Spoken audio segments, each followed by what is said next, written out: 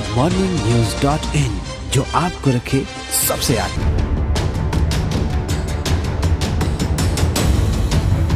के साथ में वहां की सरकार ने सीबीआई जांच शुरुआत करा दिया है।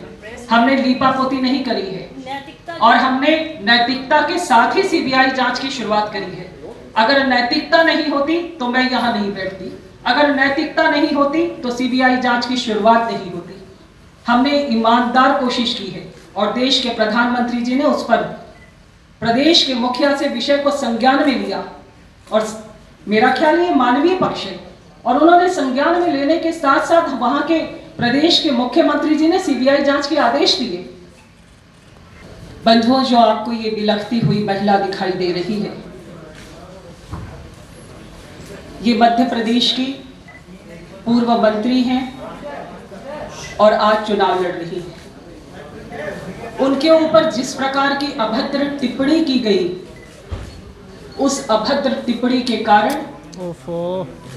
वो हमारी बहन बिलख रही है। कांग्रेस की सरकार ने इसके पूर्व भी बहनों को हमेशा इन्हीं परिस्थितियों के लिए खड़ा किया है कि वो हमेशा और हमेशा केवल आंसुओं के माध्यम से अपनी बात कह पाए। ये अभद्र टिप्पणी जिसे मैं आपके सामने कहते हुए संकोच कर रही हूं, वो टिप्पणी मैं आपके सामने नहीं कह पा रही हूं।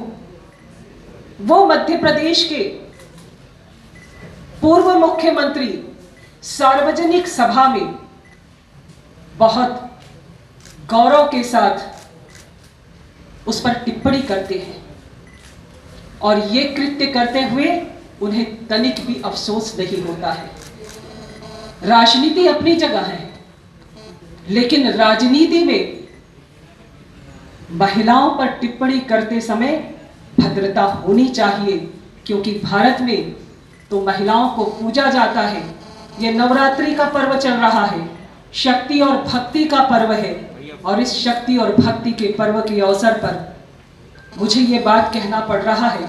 ये मुझे भी आज, इसलिए मैंने अपनी बात की शुरुआत में आपको कहा कि मैं बहुत पीड़ा के साथ अपनी बात रख रही हूँ। नैना साहनी हत्याकांड हो या आपके बिहार में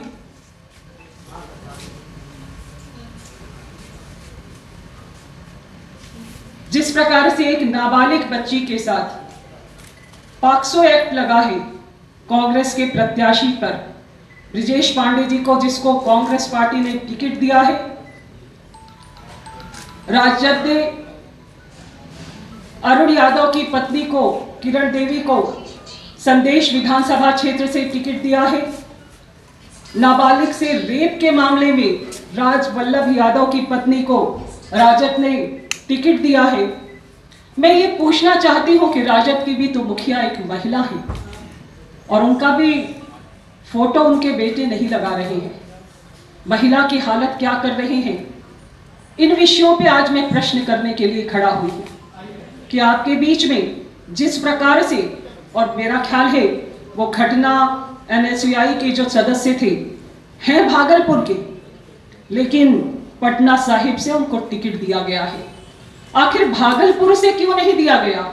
क्या भागलपुर में वो अपना चेहरा दिखाने में उन्हें संकोच महसूस हो रहा था, शर्म महसूस हो रही थी कि आखिर उन्हें यहाँ पर पटना साहिब विधानसभा से टिकट दिया गया?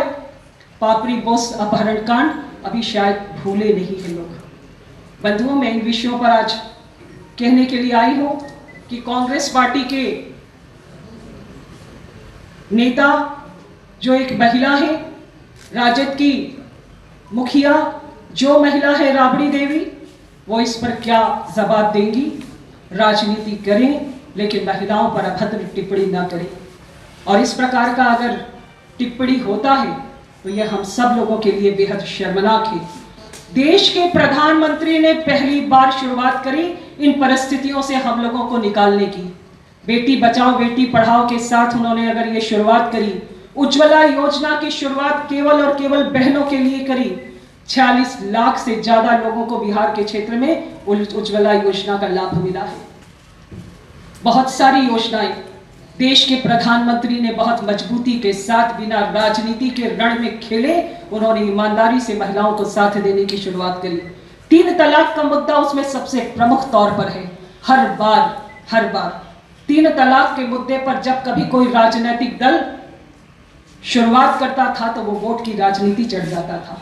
देश के प्रधानमंत्री ने कहा कि महिला की अस्मिता सबसे ऊपर है और महिला की अस्मिता से खिलवाड़ करने goodmorningnews.in, जो आपको रखे सबसे आगे।